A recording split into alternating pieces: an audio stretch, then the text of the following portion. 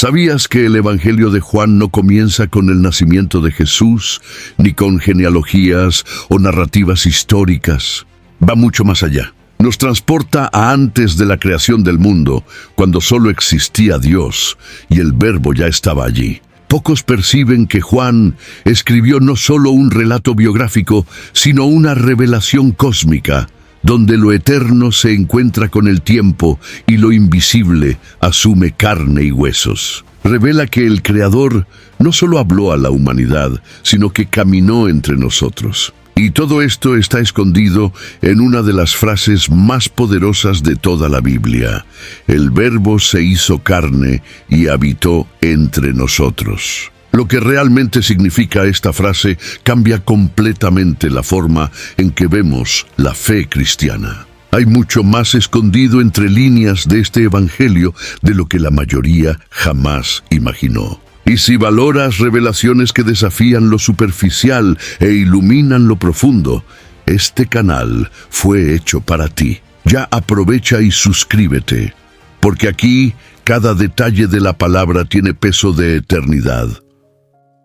El primer versículo del Evangelio de Juan no comienza con genealogías ni con relatos de nacimiento, sino con una afirmación profunda y atemporal. En el principio era el Verbo. Esta apertura ecoa deliberadamente el inicio del libro de Génesis, donde se lee: En el principio creó Dios los cielos y la tierra. Sin embargo, aquí, Juan no habla de la creación, sino de aquel que ya existía antes de que cualquier cosa fuera creada. El Verbo, o en griego, el Logos, es presentado como preexistente, eterno, sin comienzo, como parte activa de la propia naturaleza divina. Juan nos invita a contemplar una realidad que trasciende el tiempo y el espacio, revelando que el Evangelio no comienza en Belén, sino en la eternidad.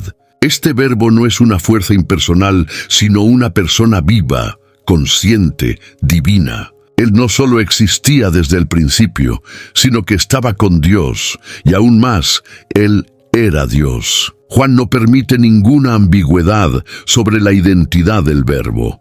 Afirma con claridad que esta palabra eterna comparte la esencia divina, distinguiéndose como persona, pero no en naturaleza. Hay aquí una riqueza teológica que desafía incluso a los estudiosos más experimentados, pues lo que está en cuestión no es solo la identidad del Verbo, sino el propio misterio de la Trinidad, que es insinuado ya en los primeros versículos. La eternidad del Verbo es también una invitación a la reverencia. Ante esta revelación, comprendemos que el mensaje del Evangelio no es solo un llamado moral o espiritual. Se trata del testimonio de una persona que trasciende toda la creación, que está por encima de todo entendimiento humano y que, aún así, eligió revelarse. La eternidad del Verbo establece el fundamento de la fe cristiana, pues no seguimos a un maestro cualquiera,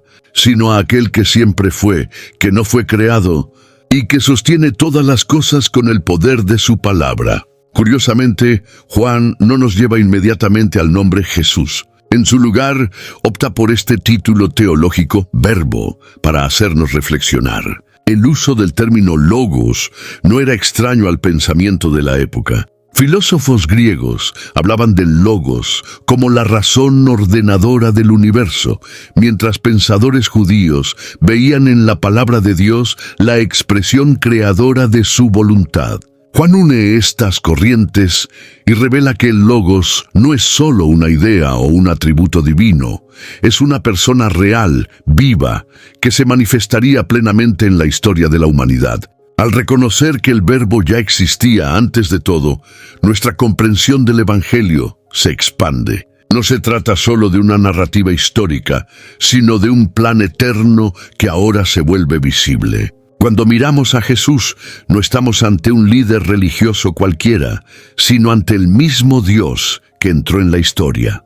Y eso lo cambia todo. Revela que nuestra fe está anclada en la eternidad, y no en doctrinas pasajeras o filosofías humanas. La afirmación de que el Verbo estaba con Dios y que Él era Dios lleva una tensión teológica sublime y poderosa. Juan declara que el Verbo es simultáneamente distinto de Dios, pues estaba con Dios y al mismo tiempo es plenamente Dios.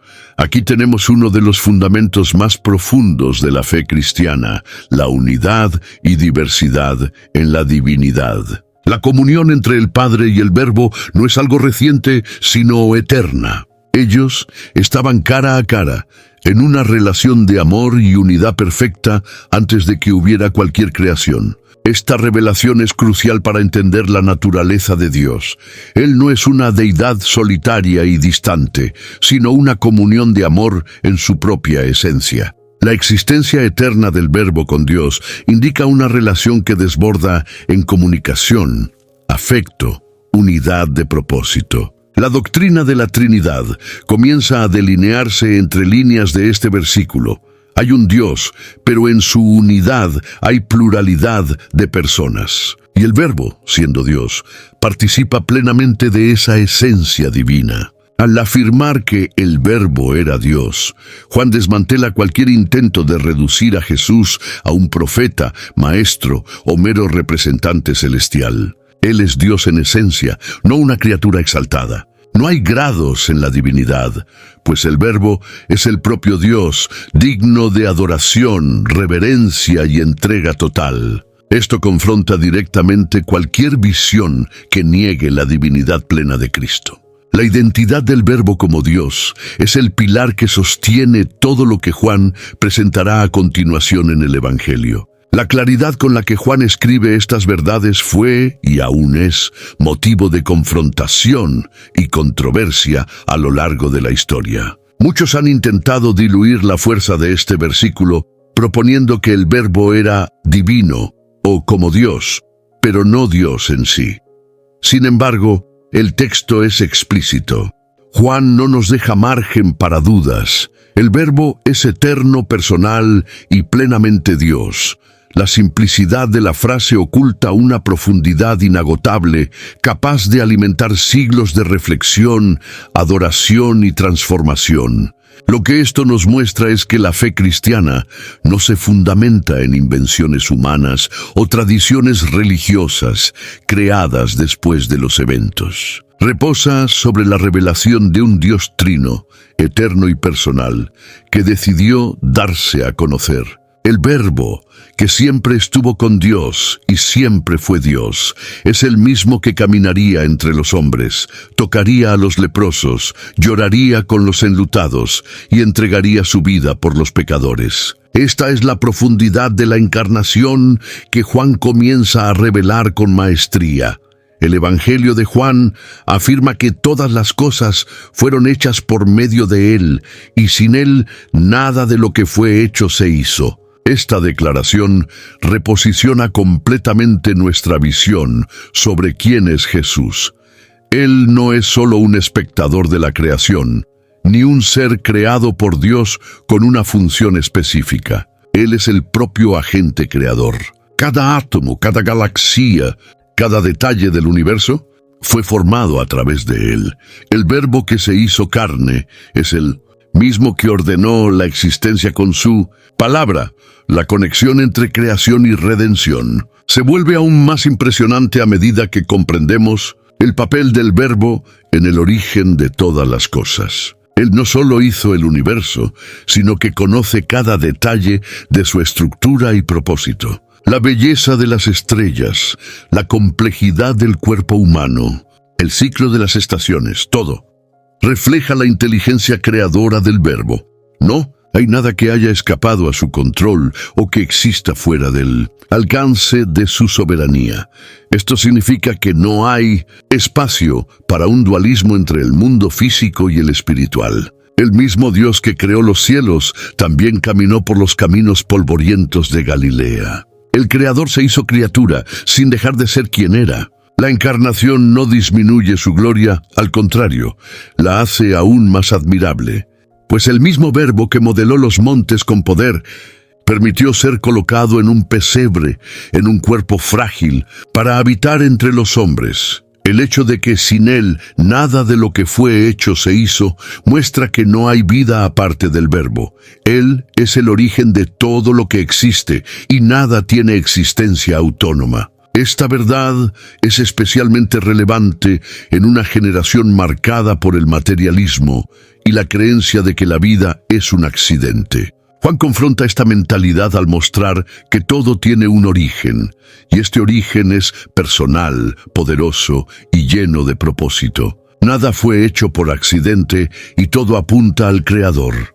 En un mundo que constantemente intenta reducir a Jesús a la esfera de lo religioso o de lo espiritual, Juan nos invita a verlo como el fundamento de la realidad. Aquel que murió en la cruz es el mismo que creó el universo. No hay forma de separar su gloria cósmica de su misión redentora. Él no es solo el Salvador, también es el Creador. Y esta doble identidad revela un amor que antecede todas las eras y penetra todas las dimensiones de la existencia. Antes de continuar, quiero saber qué parte hasta aquí más te hizo mirar al Verbo con otros ojos. Comenta ahí. Siempre es una riqueza ver cómo la palabra toca a cada uno de forma única.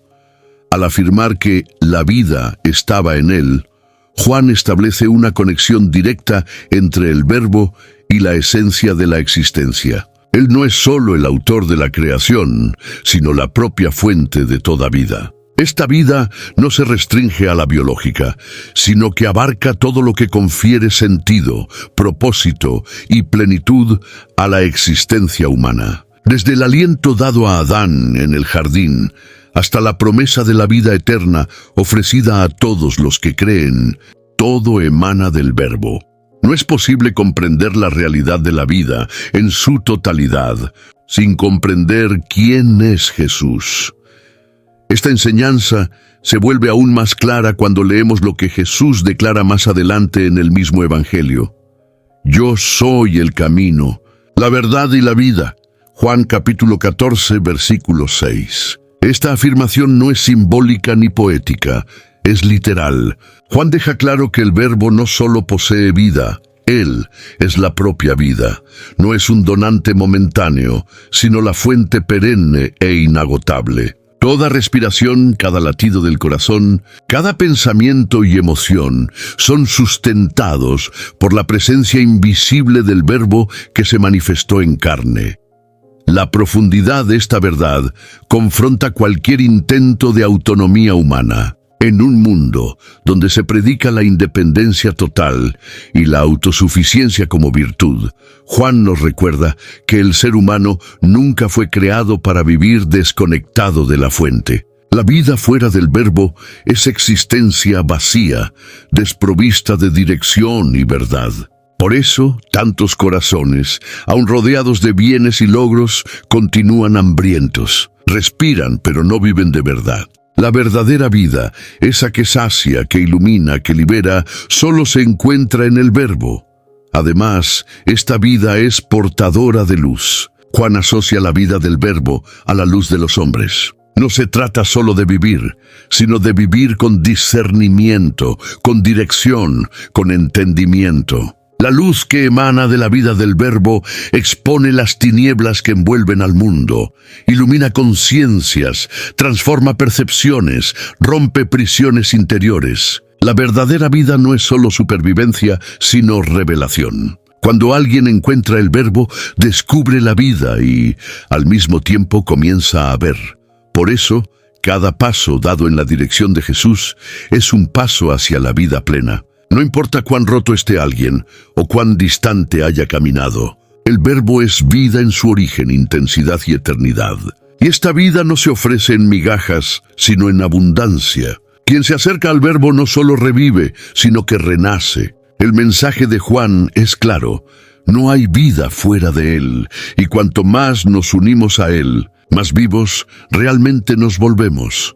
Juan prosigue revelando que la luz del Verbo resplandece en las tinieblas, y las tinieblas no la han vencido. Esta declaración lleva en sí una tensión cósmica entre dos reinos, el de la luz y el de las tinieblas. Desde el momento en que el pecado entró en el mundo, la oscuridad espiritual comenzó a oscurecer la mente y el corazón de los hombres. Pero la venida del Verbo inaugura un nuevo tiempo. La luz divina no solo brilla, ella confronta, penetra, expone y vence toda forma de tiniebla. La luz que viene del Verbo es mucho más que conocimiento intelectual o claridad moral. Es revelación espiritual. Donde ella llega, las mentiras se disipan, las máscaras caen y la verdad se impone con majestad. Por eso, esta luz no es recibida de forma pasiva por todos. Hay una resistencia natural en el corazón humano a aquello que es puro, santo y verdadero. Las tinieblas, simbólicamente, representan no solo el mal, sino también la ignorancia voluntaria, el rechazo de la verdad, la negativa a doblarse ante la luz que revela el estado real del alma. En Juan capítulo 3, versículos 19 y 20, el mismo Jesús afirma que la luz vino al mundo, pero los hombres amaron más las tinieblas que la luz, porque sus obras eran malas. Esta elección intencional muestra que el enfrentamiento entre luz y tinieblas no es solo espiritual, es moral y existencial. El Verbo no solo ilumina el camino, él exige una decisión. Y muchos, al verse confrontados por la luz, prefieren mantenerse en las sombras, lejos de la mirada que todo revela.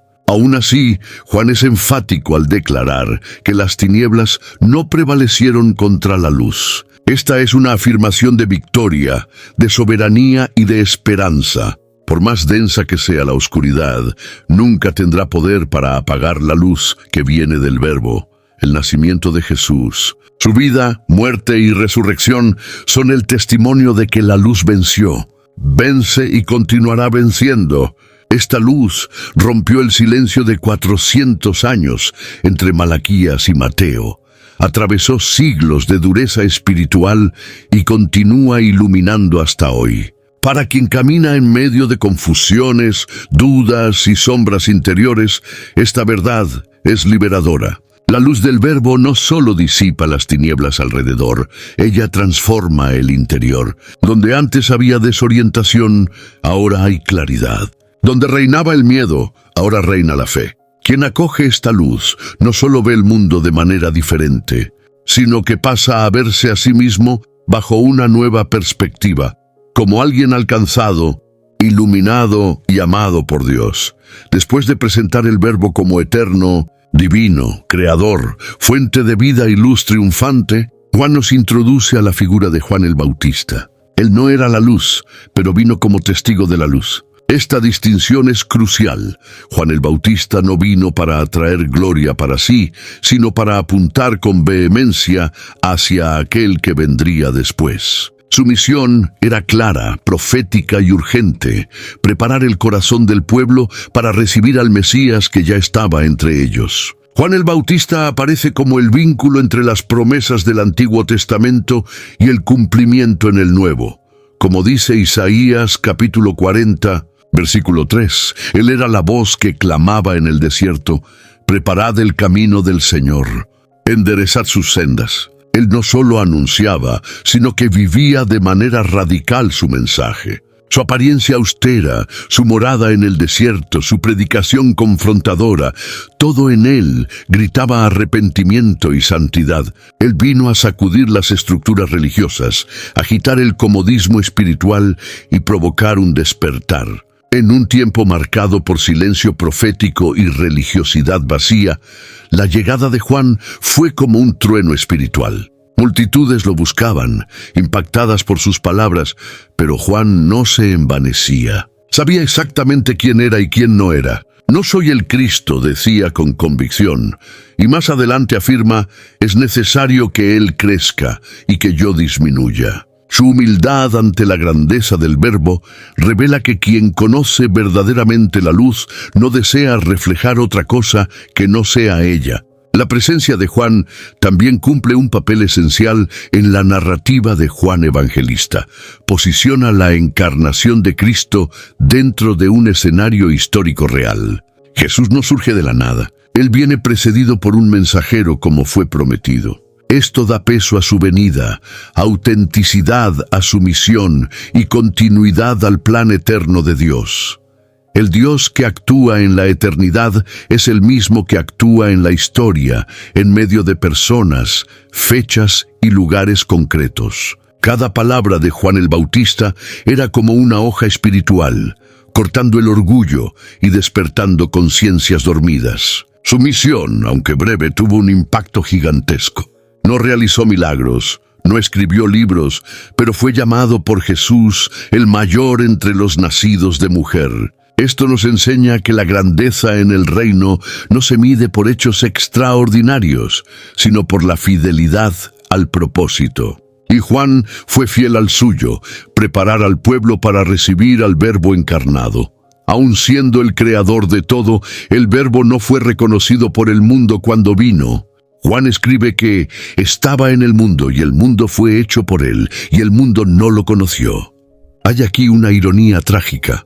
Aquel que dio forma al universo caminó entre sus criaturas y fue ignorado. Esta indiferencia no fue solo un error de percepción, sino un síntoma de la ceguera espiritual que dominaba a la humanidad. El mundo, entregado a su vanidad y autosuficiencia, ya no sabía discernir la presencia de lo sagrado.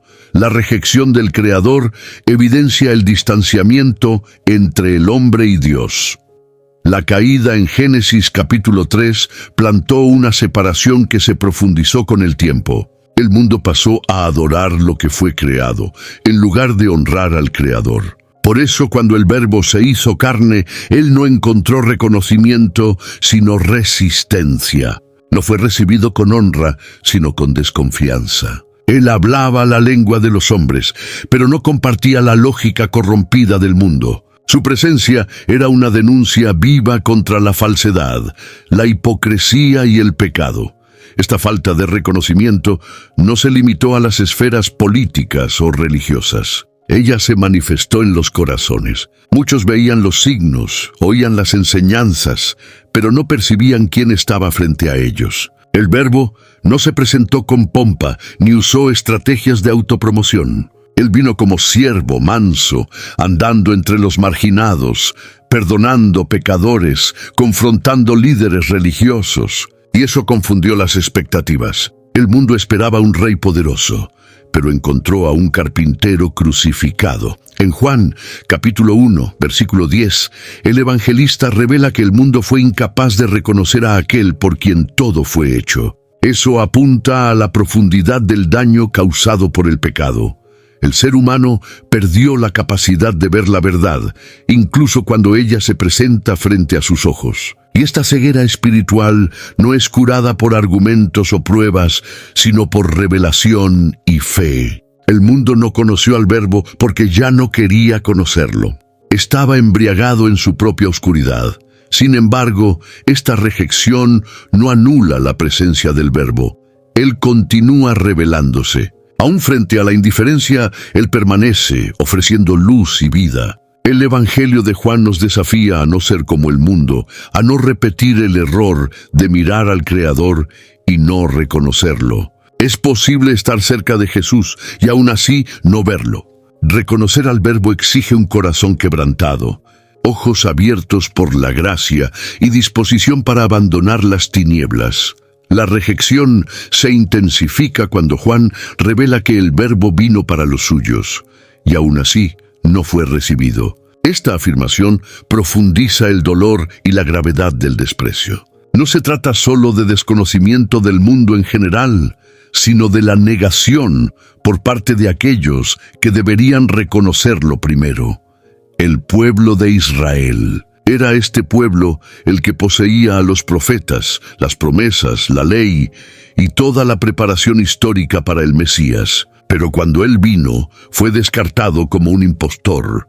Esta rejección por parte de los suyos evidencia el peso de la religiosidad sin revelación. La tradición, por más noble que sea, no sustituye al corazón sensible a la presencia de Dios.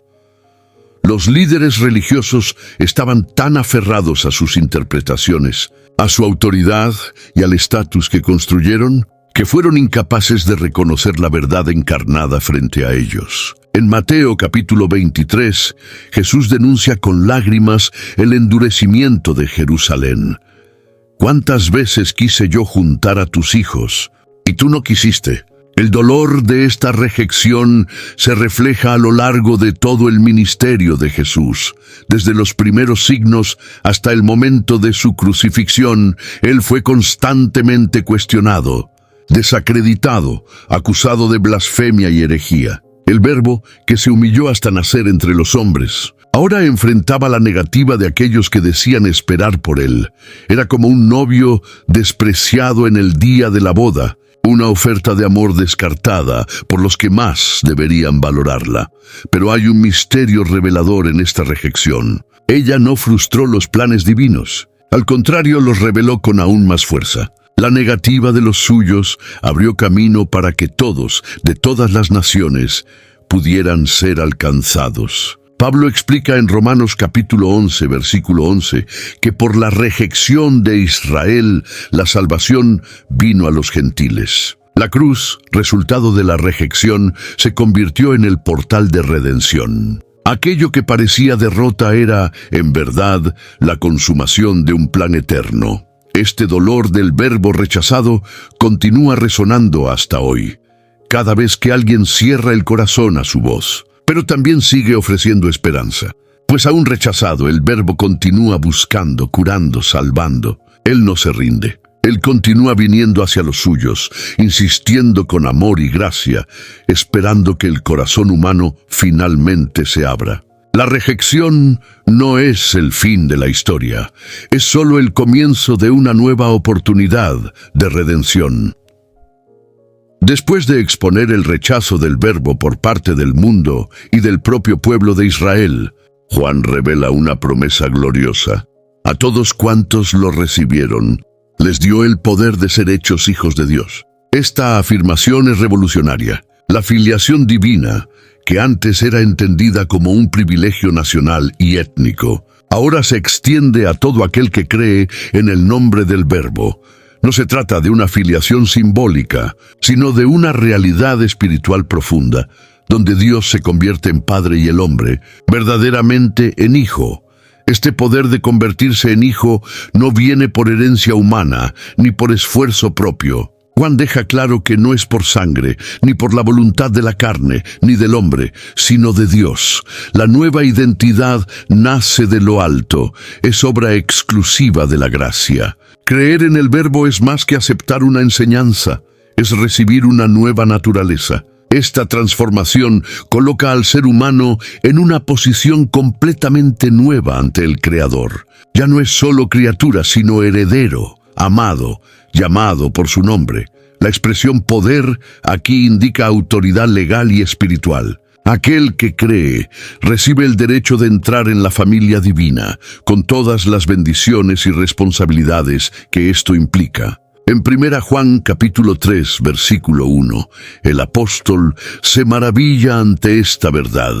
Ved qué gran amor nos ha concedido el Padre, que fuésemos llamados hijos de Dios. Esta filiación no es mérito humano, sino don celestial, señal de un amor que excede todo entendimiento. Esta nueva identidad redefine todo, el pasado, el presente y el futuro. El pasado es perdonado, el presente gana propósito y el futuro se llena de esperanza. El Hijo no vive más como esclavo del miedo o del rechazo. Camina con confianza sabiendo que pertenece, que es cuidado, que tiene acceso al corazón del Padre. Esta relación no es formal o distante, es íntima, amorosa, marcada por dirección, corrección y consuelo. Ser hijo de Dios es el mayor privilegio que alguien puede recibir en esta vida. Por eso, Juan presenta esta promesa como una respuesta al rechazo anterior. El Verbo fue rechazado por muchos, pero a aquellos que lo recibieron se les concedió algo infinitamente mayor: pertenecer a la familia del Dios eterno. Esta verdad debe calentar el corazón de todos los que ya han creído y provocar hambre en los que aún viven al margen.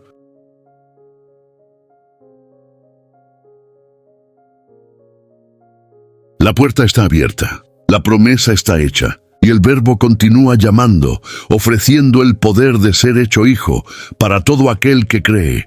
La frase «y el Verbo se hizo carne» es una de las declaraciones más impactantes de toda la Biblia. Aquí, Juan describe el misterio de la encarnación, cuando el Dios eterno, creador del universo, asume la fragilidad de la naturaleza humana. No fue una apariencia ni una ilusión.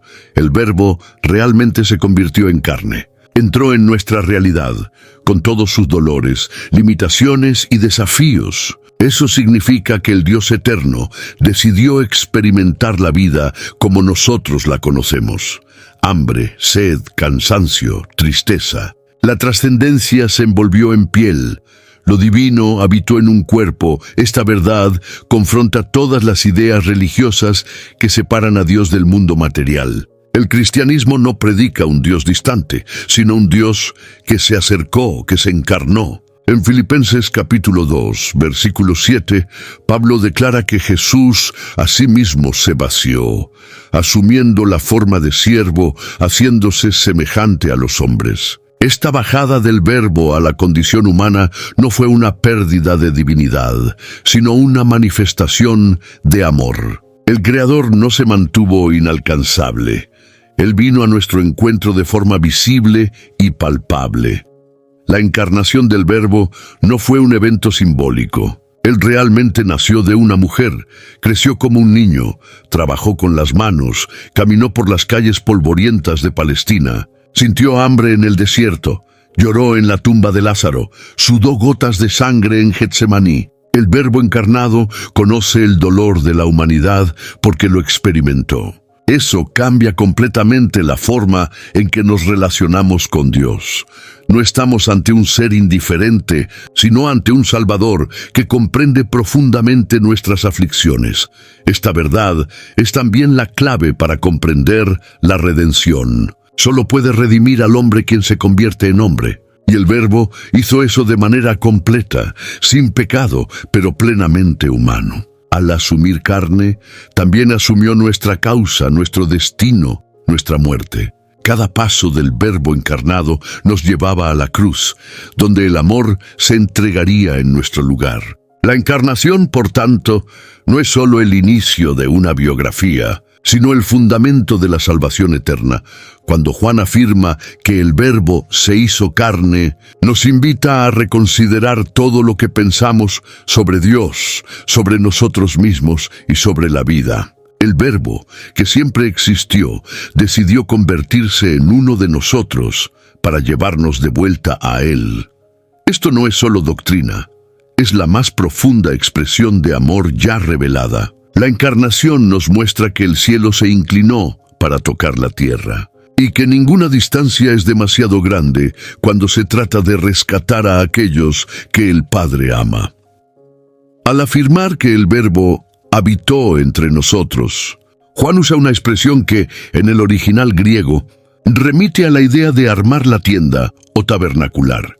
Se trata de una alusión directa al tabernáculo del Antiguo Testamento, donde la gloria de Dios habitaba entre el pueblo de Israel. Ahora, esta presencia no se manifiesta en una estructura hecha por manos humanas, sino en un cuerpo vivo, en la persona del Verbo encarnado. Él no solo pasó por aquí, Él montó campamento entre nosotros. La presencia de Dios no estaba más distante en el cielo, sino presente en medio de la humanidad.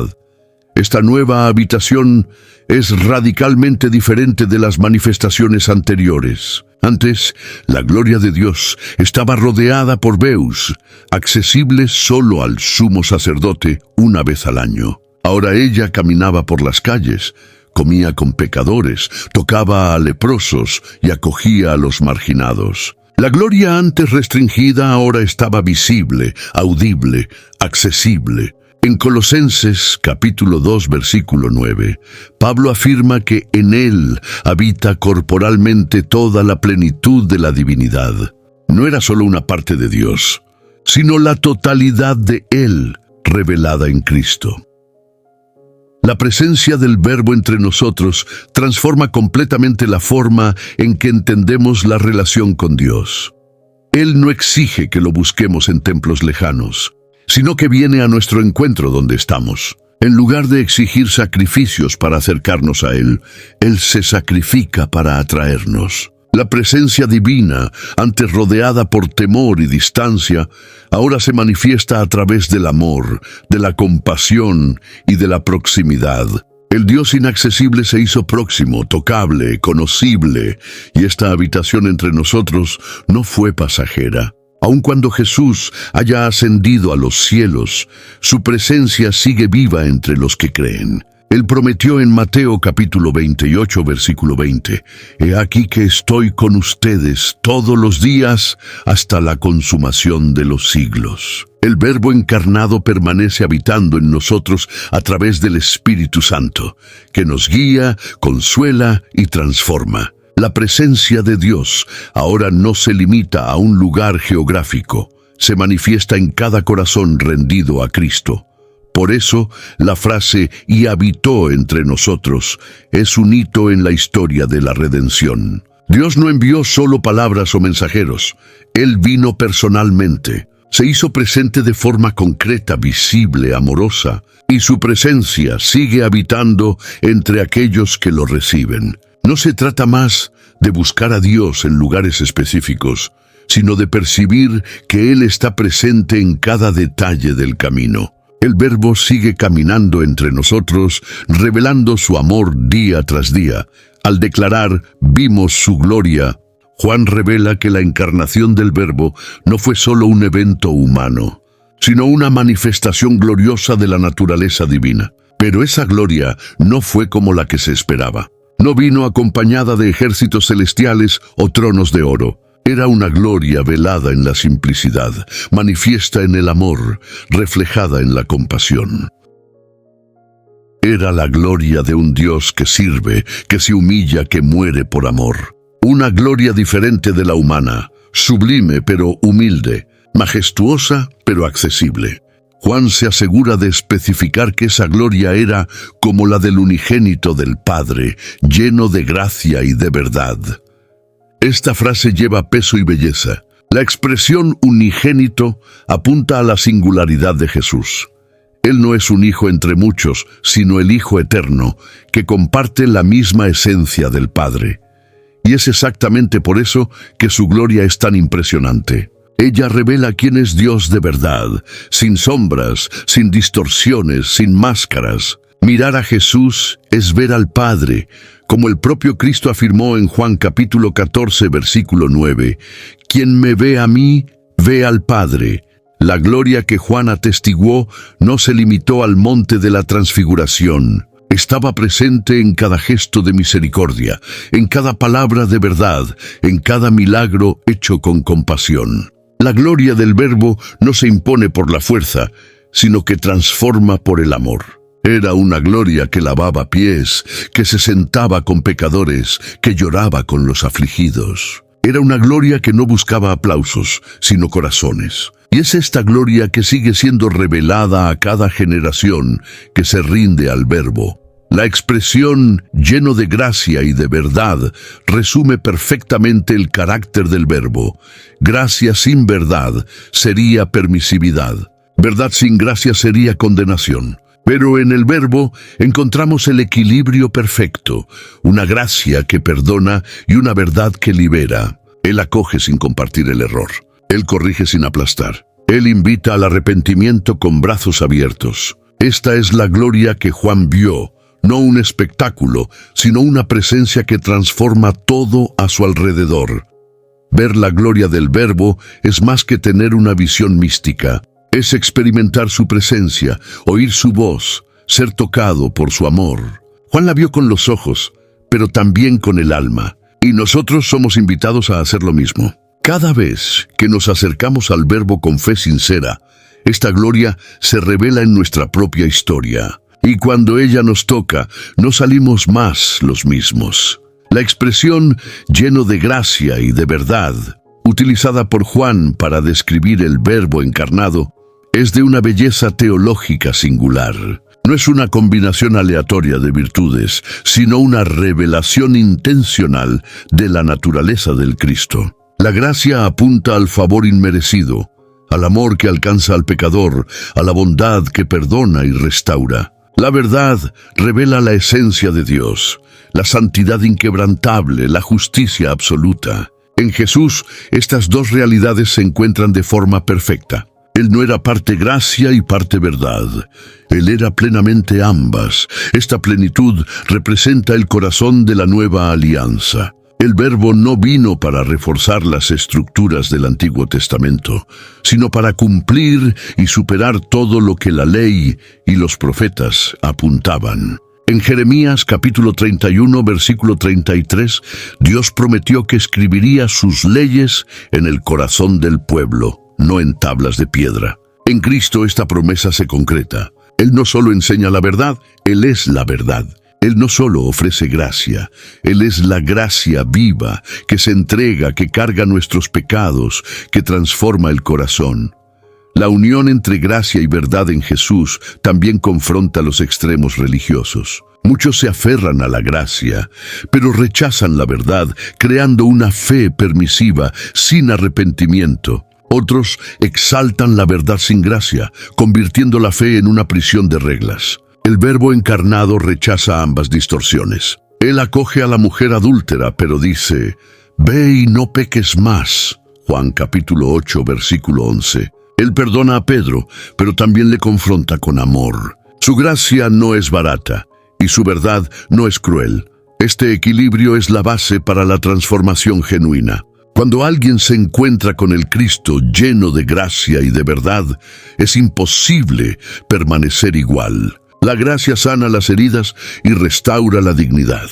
La verdad confronta la mentira interior y señala el camino. Juntas, ellas liberan, como dijo Jesús en Juan capítulo 8, versículo 32, «Conoceréis la verdad, y la verdad os liberará».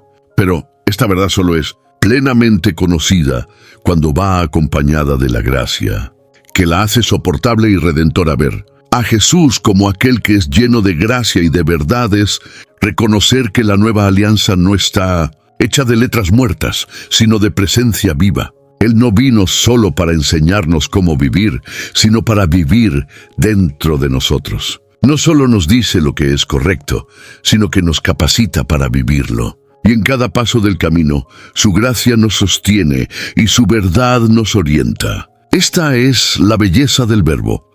Él es la encarnación perfecta de la alianza eterna entre Dios y el hombre. Cuando Juan afirma que de su plenitud todos nosotros hemos recibido y gracia sobre gracia, está revelando la generosidad inagotable del Verbo. La palabra plenitud describe la totalidad de la vida divina que habita en Cristo. En otras palabras, Él no ofrece bendiciones en parte, sino en abundancia. La imagen es de una fuente que nunca se seca, de un océano sin fin de gracia. Y más que eso, Juan dice que no recibimos solo gracia, sino gracia sobre gracia, una sucesión continua, un flujo ininterrumpido de la bondad divina. Esa plenitud no es un concepto abstracto, sino una realidad vivida. Cada vez que somos perdonados, restaurados, guiados o consolados, estamos experimentando de esa gracia abundante. Y ella no es racionada, como si Dios estuviera midiendo cada porción. Por el contrario, como Pablo escribe en Efesios capítulo 1, versículo 7, en Él tenemos la redención por su sangre, la remisión de los pecados, según las riquezas de su gracia. Esta gracia es rica, generosa, excesiva. Y ella nos es dada continuamente, no por mérito, sino por amor. La expresión gracia sobre gracia también lleva la idea de sustitución y superación. La gracia que vino por medio de Moisés con la ley fue importante, pero ahora una nueva gracia, más completa, más poderosa, más accesible, es ofrecida en Jesús. Juan nos muestra que la gracia del Antiguo Testamento no fue anulada, sino que fue profundizada y elevada. Lo que antes era sombra, ahora es realidad. Lo que antes era figura, ahora es sustancia. En Jesús, la gracia ganó rostro, voz, presencia. Esta abundancia no debe ser interpretada como un estímulo al comodismo espiritual. Por el contrario, La gracia que recibimos nos impulsa a vivir de manera digna del llamado que recibimos. Ella nos libera del pecado, pero también nos transforma para vivir en santidad. No es un cheque en blanco para seguir errando, sino un recurso divino que nos capacita a vencer el pecado. Es por eso que Pablo pregunta en Romanos capítulo 6, versículo 1, ¿continuaremos pecando para que la gracia aumente? Y él mismo responde, de ninguna manera. Vivir de la plenitud del verbo es caminar diariamente bajo este derrame continuo de gracia. Es despertarse sabiendo que hay perdón para el ayer, fuerza para el hoy y esperanza para el mañana. Es reconocer que todo lo que somos y tenemos proviene de Él, no de nuestras obras, sino de su generosidad. Recibir de esta plenitud es más que un privilegio, es el corazón de la fe cristiana. Y cuanto más nos abrimos a ella, más descubrimos que su gracia no tiene fin.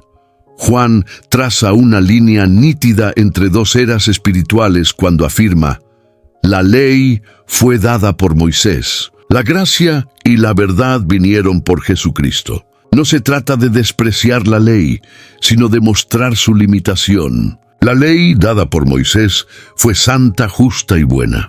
Ella reveló el carácter de Dios y el estándar de la santidad. Sin embargo, también expuso la incapacidad humana de cumplir plenamente con este estándar. Como un espejo, mostraba la suciedad, pero no tenía poder para limpiar. Jesús vino no solo para mostrar el camino, Él es el camino. Moisés fue un gran siervo de Dios, un legislador fiel, pero era solo un mensajero. Jesús, por otro lado, es el mismo Dios hecho carne. La ley apuntaba a la necesidad de un Salvador. Jesús es el cumplimiento de esa necesidad. La diferencia entre los dos no está en el valor, sino en la función. Como Pablo explica en Gálatas capítulo 3, versículo 24, la ley nos sirvió de ayo para guiarnos a Cristo. Ella nos preparó, nos condujo, nos hizo entender cuánto necesitábamos de gracia. La llegada de Jesucristo inaugura un nuevo tiempo, donde la obediencia ya no es impulsada por el miedo al castigo, sino por la gratitud al amor recibido. La ley exigía obediencia, pero no proporcionaba poder. La gracia, sin embargo, no solo perdona, sino que capacita. Ella escribe los mandamientos en los corazones, como se prometió en Hebreos capítulo 8, versículo 10.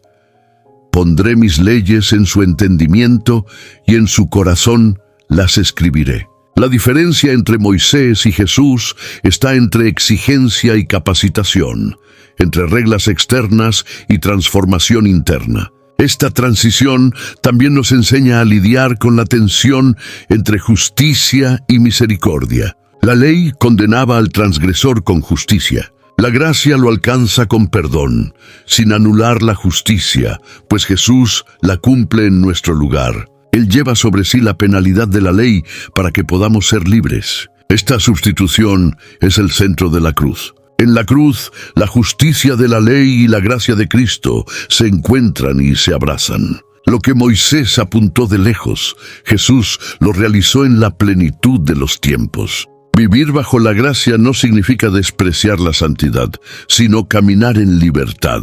No es una invitación a la anarquía espiritual, sino a la comunión real con el Padre. Es saber que ya no estamos bajo el peso de la culpa, sino bajo la luz de la redención. Es reconocer que Jesús es superior a Moisés, no por eliminar la ley, sino por cumplirla en nuestro lugar y ofrecernos en su lugar una vida nueva. La ley nos mostró cuánto éramos débiles. La gracia nos muestra cuánto somos amados. Juan cierra esta poderosa introducción a su evangelio con una declaración que concentra la esencia de la revelación cristiana.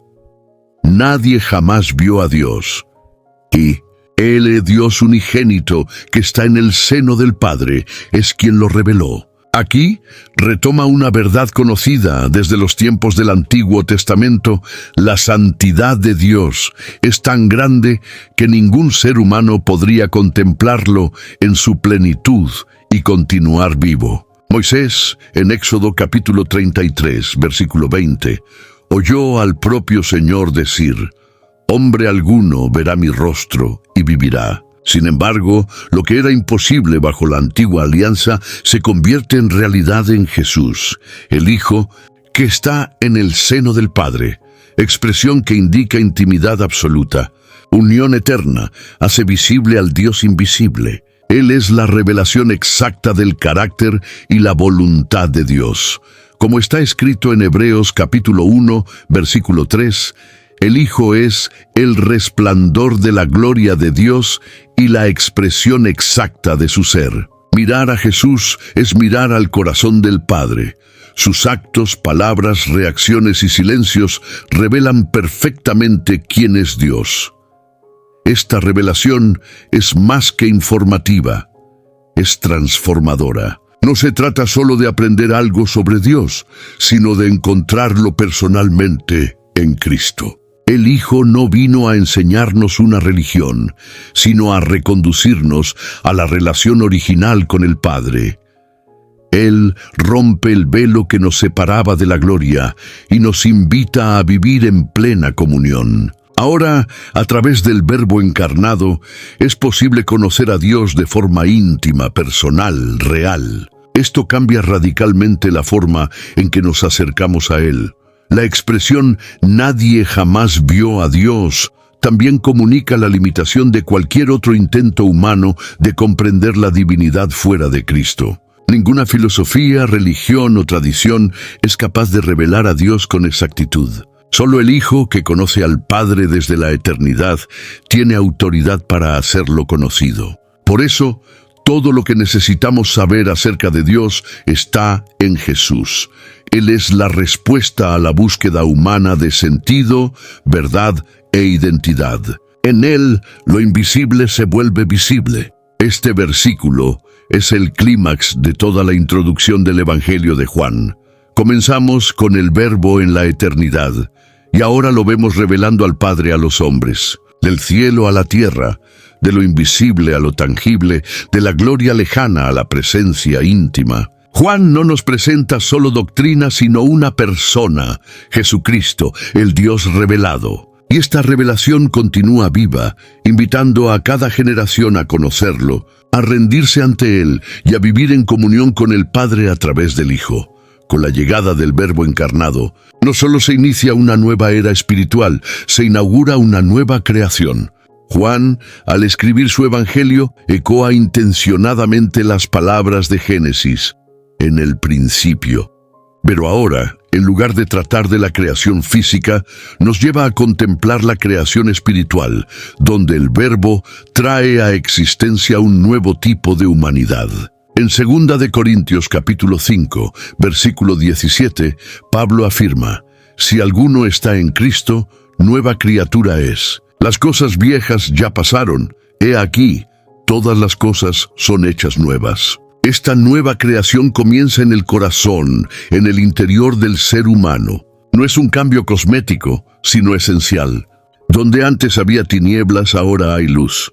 Donde habitaba la muerte, ahora pulsa la vida. El Verbo no vino solo para modificar comportamientos, sino para dar un nuevo corazón, una nueva mente, una nueva naturaleza. Es un renacimiento, como Jesús explicó a Nicodemo. Es necesario nacer de nuevo. Juan capítulo 3, versículo 7. Y este nuevo nacimiento es operado por la palabra y por el Espíritu. El Verbo, que creó el universo con su palabra, ahora crea nueva vida con el mismo poder. Cada persona alcanzada por Él se convierte en parte de esta nueva creación. Y esta transformación no es teórica. Se manifiesta en actitudes, en elecciones, en frutos visibles. El odio da lugar al amor, el egoísmo a la generosidad, el orgullo a la humildad. La nueva creación no es invisible. Brilla en medio de las tinieblas del mundo como una prueba viva de que el Verbo aún está operando. Esta nueva creación también apunta a un futuro glorioso. Lo que comenzó en nuestros corazones tendrá un cumplimiento pleno en la renovación de todas las cosas. El apóstol Juan, en Apocalipsis capítulo 21, versículo 5, registra las palabras de Jesús. He aquí que hago nuevas todas las cosas. El Verbo que habitó entre nosotros volverá, y entonces no solo corazones, sino cielos y tierra serán transformados. La nueva creación iniciada en el Evangelio tendrá su clímax en la eternidad. Por lo tanto, el llamado del Evangelio no es solo para creer, sino para nacer de nuevo. Es una invitación a dejar atrás la vieja naturaleza y entrar en la dinámica viva de la nueva creación. El Verbo no vino solo para darnos una religión, sino para hacernos nuevos. Cada persona que se rinde a Él se convierte en una evidencia viva de que Dios está recreando el mundo, comenzando por el lugar más profundo, el corazón humano. La introducción del Evangelio de Juan no es solo un prefacio literario, es una invitación existencial. Desde las primeras palabras somos conducidos a contemplar el Verbo eterno que se hizo carne, la luz que venció las tinieblas, la gracia que superó la ley y el Dios invisible que se reveló en forma humana. Pero el objetivo de Juan no es solo informar. Escribe para provocar fe, para despertar corazones, para conducir almas a la eternidad. En Juan capítulo 20, versículo 31, deja claro: estos fueron escritos para que creáis que Jesús es el Cristo, el Hijo de Dios, y para que creyendo tengáis vida en su nombre. Esta invitación a la vida eterna no es solo para después de la muerte, es una realidad que comienza aquí y ahora. Cuando alguien cree en el Verbo, la eternidad invade el tiempo. La vida deja de ser una secuencia de días y pasa a ser una jornada con propósito eterno. Esta es la diferencia entre existir y vivir. Juan nos muestra que la vida verdadera, la que vale la pena ser vivida, es aquella enraizada en Jesús, alimentada por la gracia y sustentada por la verdad. Es una vida que no termina con la muerte, sino que solo cambia de dirección. El Evangelio de Juan es también una puerta abierta para todos. Rompe barreras étnicas, religiosas y sociales. El Verbo vino para los suyos, pero también para todo aquel que cree. Desde el capítulo 1, Juan expande la salvación más allá de los límites de Israel. Nos recuerda que la eternidad está accesible para todos, judíos y gentiles, sabios y simples, religiosos y pecadores. La única condición es creer, y este creer no es solo intelectual, sino un acto de entrega, de confianza, de renuncia a uno mismo. Esta invitación a la eternidad exige respuesta. Juan nos muestra un Verbo que se revela, que invita, que ofrece, pero que también respeta la decisión de cada uno.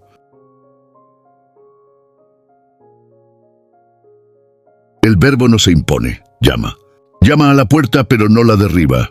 Cabe a cada corazón decidir si permanecerá en la oscuridad o si se abrirá a la luz. Cada página de este Evangelio ecoa esta pregunta: ¿tú crees? Y esta no es una pregunta teórica. Es la más importante de la existencia. Concluir la lectura de la introducción de Juan es como llegar al umbral de una gran puerta. Al otro lado está la eternidad, no como una idea abstracta, sino como una relación viva con el Dios encarnado. Juan no escribe para entretener, ni solo para enseñar. Escribe para salvar. Y hoy, más de 2000 años después, esta invitación aún ecoa. El Verbo que se hizo carne sigue llamando, sigue habitando, sigue revelando y sigue ofreciendo a todos los que creen la vida que nunca tendrá fin. La palabra que atraviesa generaciones sigue hablando y su voz también importa. Comparte este vídeo con alguien que valora las Escrituras. Inscríbete para seguir reflexionando con nosotros y escribe en los comentarios: ¿qué más te marcó sobre el Verbo que se hizo carne?